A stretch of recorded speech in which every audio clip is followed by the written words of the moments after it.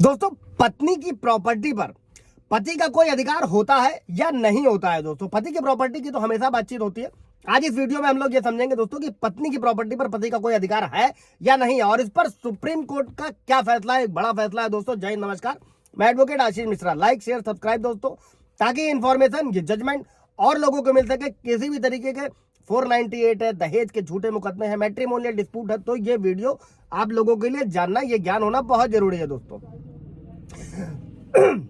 दोस्तों, supreme court ने अपने एक फैसले में साफ कहा है कि महिला का जो स्त्री धन होता है, मेरे एक व्यूअर का सवाल भी था कि महिला का स्त्री धन उसकी पूर्ण संपत्ति है, जिसे अपनी मर्जी से खर्च करने का उसे पूरा अधिकार है दोस्तों। और इस स्त्री धन में पति कभी भी साझेदार या हिस्सेदार नहीं बन सकता है दोस्तों। और सुप्रीम कोर्ट ने कहा है कि एक पति का अपनी पत्नी के स्त्री धन पर कोई नियंत्रण नहीं होता है, और भले ही वो संकट के समय इसका उपयोग कर सकता है, लेकिन उसका ये नैतिक दायित्व है कि वो उसे अपनी पत्नी को लौटाए।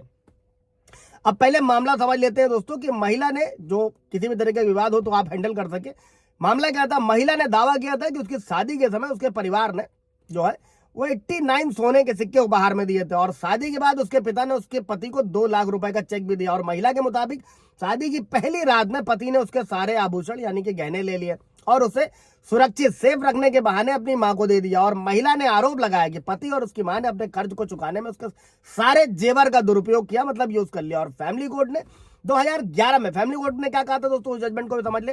2011 में ये कहा था कि पति और उसकी मां ने वास्तव में अपील करता महिला के सोने के आभूषण का दुरुपयोग किया, और इसलिए वो इस नुकसान की भरपाई की हकदार है। लेकिन केरल हाई कोर्ट ने क्या किया दोस्तों, केरल हाई कोर्ट ने फैमिली कोर्ट द्वारा दी गई जो राहत थी उसको आंशिक रूप से खारिज करते हुए कहा कि महिला, पति और उसकी मां द्वारा होने वाले सोने के जो भी आभूषणों के हेरा फेरी है, यानी कि पत्नी उसे साबित नहीं कर पाई। तब हाई कोर्ट के फैसले के बाद में महिला ने क्या किया, महिला ने सुप्रीम कोर्ट का रुख किया दोस्तों।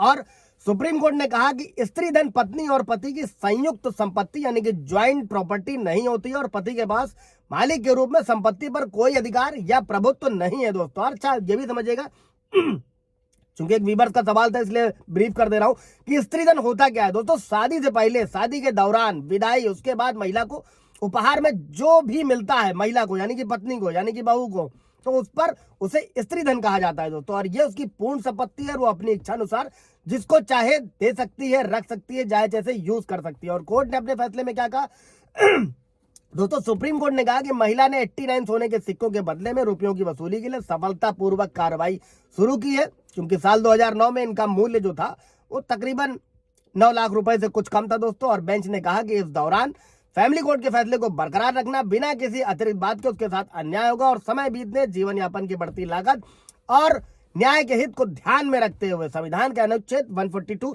जिसे सुप्रीम कोर्ट पावर के तौर पर इस्तेमाल करता है दोस्तों, शक्ति का प्रयोग करते हुए अपीलकर्ता को 25 लाख रुपए की राशि प्रदान करना ठीक समझते हैं दोस्तों। ये 142 क्या होता है, इस पर पूरा ब्रीफ वीडियो भी बना दूंगा दोस्तों। ये सुप्रीम कोर्ट का है, जिसमें उसने ये जजमेंट भी दिया था कि अगर 6 में शादी, मतलब किसी तरीके से शादी की गुंजाइश ना बची हो तो 6 महीने की भी कूलिंग पीरियड की जरूरत नहीं है दोस्तों। पर पीछे ब्रीफ वीडियो आप जाकर देख सकते हैं। इससे रिलेटेड कोई सवाल जवाब होगा तो पूछ लीजिएगा। Thank you.